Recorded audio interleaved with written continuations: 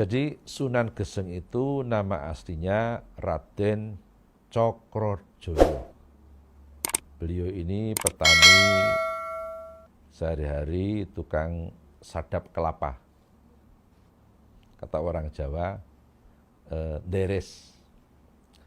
Nah, Sunan Geseng kalau nyadap kelapa biar enggak capek sambil apa tadi? Sambil sampai loncat-loncat nyanyi. Nyanyinya pakai bahasa Jawa. Tungkulun tangkelantung wong deres buntute bumbung, begitu. Ketika bilang tungkulun tangkelantung wong deres buntute bumbung, ada wali dari pantai utara lagi dakwah di pantai selatan tanah Jawa di sekitar Purworejo.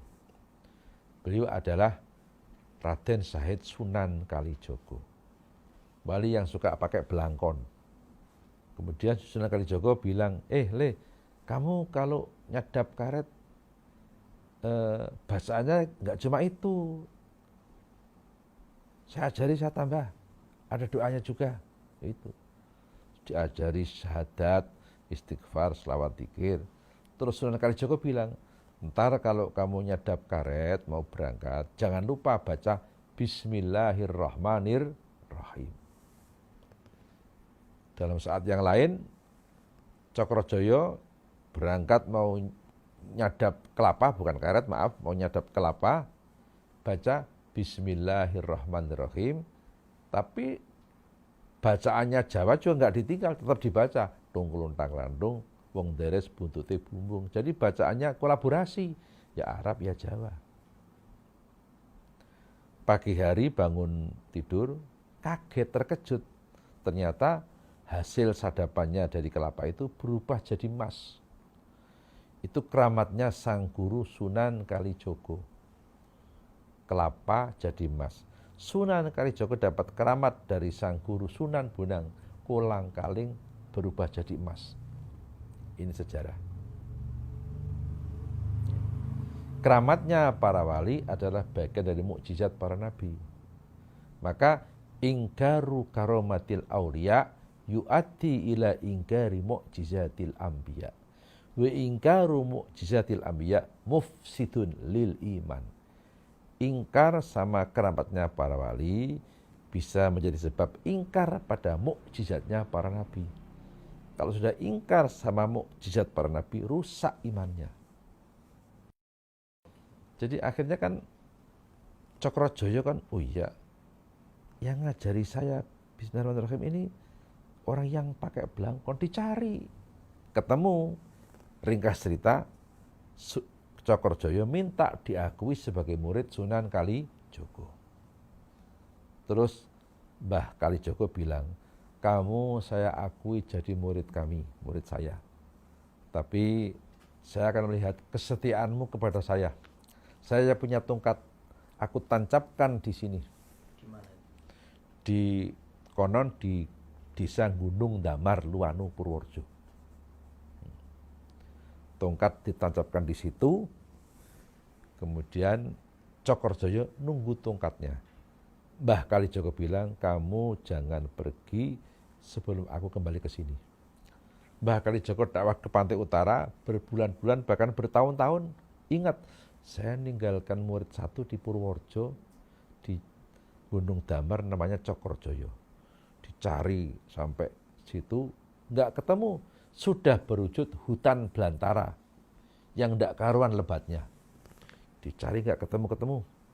Akhirnya Sunan Kalijogo punya gagasan, udahlah kita bakar saja. Begitu dibakar, tongkatnya masih tertancap di tanah di Gunung Damar. Cokrojoyo dalam keadaan duduk bersila. Dibakar ndak mati. Cuma badannya gosong, dalam bahasa Jawa geseng. Kemudian terkenal dengan julukan Sunan Geseng karena badannya geseng.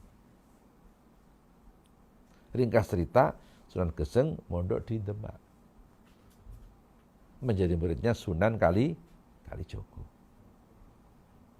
Suatu ketika mau pulang ke Purworejo, sampai di daerah Magelang, sakit di desa Kleteran Gerabak, wafat di Kleteran, dimakamkan di Cokro Ngrabak Magelang. Itu orang Purworejo. Pernah diam di Kampung Luwano di dekat itu tadi mana Gunung Damar. Maka ada peninggalan Masjid Luwano masih utuh sekarang masjidnya. Masjid kuno. Iya, peninggalan masih utuh.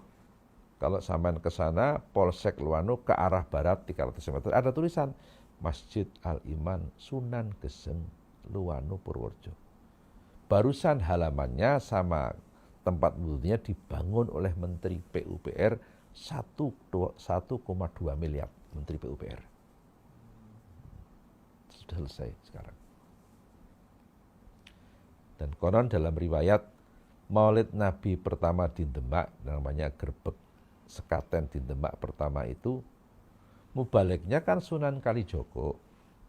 Itu. Ada hiburannya, ringgit wacucal, wayang kulit. Namanya orang Jawa mengatakan ringgit wacucal. Maka namanya wayang. Wayang itu kata Sunan Kalijogo wajib sembahyang, singkatan wajib sembahyang. Maka ketika ada orang sering nonton wayang kok nggak pernah sholat, itu nggak ngerti sejarahnya wayang. Itu. Di pewayangan ada kata-kata banyu suci Perwitosari, itu air wudhu. Itu. Konon Maulid Nabi pertama di Demak ini ketua konsumsinya Cokrojoyo itu Sunan Geseng. Maka sampai sekarang sebagian daerah Purworejo terkenal berkatnya, khususnya Bruno, Bener, itu kan sejarahnya kayak gitu.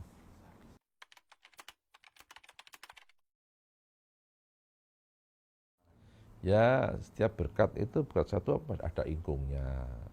Malah dulu almarhum Bapak Kiai Haji Yasin Yusuf Blitar, orator besar, pernah diundang ceramah Maulid di Bruno, dapat berkat ingkungnya itu kambing muda, cempe. Itu Mbak Yasin Blitar, orator besar NU nasional, tapi selama hidup ketua MBC NU Kademangan. Itu Pak Yasin orator nasional.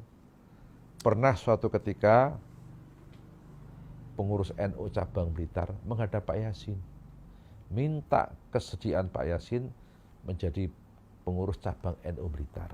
Apa kata Pak Yasin? Kulo MBC mawon. Di saat yang lain, pengurus PWNU Jawa Timur menemui Pak Yasin, minta kesediaan Pak Yasin duduk di PWNU Jawa Timur. Apa kata Pak Yasin? Saya MBC saja. Gitu. Di saat yang lain, PBNU utusannya datang ke Blitar menemui Pak Yasin, diminta duduk di PBNU. Apa kata Pak Yasin? Saya MBC saja. Maka di NU itu yang penting kan pengabdian, pengabdian di atas jabatan, itu NU. Maka besok di akhirat ada orang yang jabatannya sudah di PB, tapi pahalanya kalah dengan yang di rantai kadang-kadang. Besok di akhirat ada kayak gitu. Karena pengabdiannya kurang itu.